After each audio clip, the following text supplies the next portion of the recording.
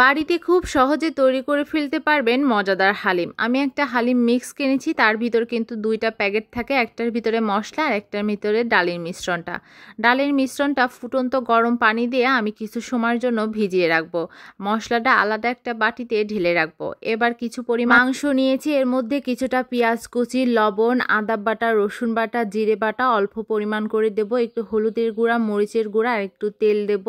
আর যা হালিম মিক্সের ভিতরে যে মশলাটা ছিল সেটা থেকে 2 চা চামচ মতো মশলা দিয়ে সুন্দরভাবে মাংসটাকে মেরিনেট করে নেব। মাংসটা সুন্দরভাবে কষিয়ে রান্না করে নিতে হবে, তাহলে কিন্তু হালিমের টেস্টটা অনেক সুন্দর আসবে। আমি এখানে কিছু বাড়তি মশলা দিয়েছি, আপনারা চাইলে এটা নাও দিতে পারেন। বাড়তি মশলার ভিতরে কিছুটা এলাচ আর কয়েকটা দারচিনি দিয়েছি, তাতে ঘ্রাণটা আরও বেশি ভালো আসে। সুন্দরভাবে মাংসটা কষিয়ে নেওয়ার পরে কিন্তু আমি যে ডালের মিশ্রণটা আগে থেকে ভিজিয়ে রেখেছিলাম, এবার সেটা দিয়েও অনেকটা সময় ধরে আবার ভালোভাবে কষিয়ে নিতে হবে। আর এখানে কিন্তু পানির প্রয়োজন হলে ফুটন্ত গরম পানি অল্প অল্প করে দিয়ে সুন্দরভাবে কষিয়ে নেব।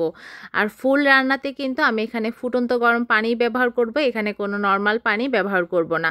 সুন্দরভাবে কষিয়ে নেওয়ার পরে কিন্তু আমি এখানে পরিমাণ মতো ফুটন্ত পানি দিয়ে দেব। গরম পানি কিন্তু বেশি পরিমাণ দেওয়া যাবে না, পরিমাণে কিন্তু সেরকমভাবেই দিতে হবে যতটুকু আপনার প্রয়োজন হবে। তার বেশি কিন্তু পানি দিলে আপনার টেস্টটা কিন্তু অনেকটাই নষ্ট হয়ে আসবে।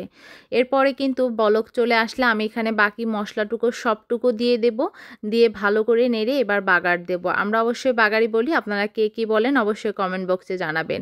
আমি এখানে পেঁয়াজ, রসুন আর কয়েকটা সরষের দানা দিয়ে সুন্দরভাবে বাগার দিয়ে কিন্তু হালিমের উপর ভালোভাবে ঢেলে দেব। আর আমার হালিম কিন্তু একদম রেডি হয়েছে।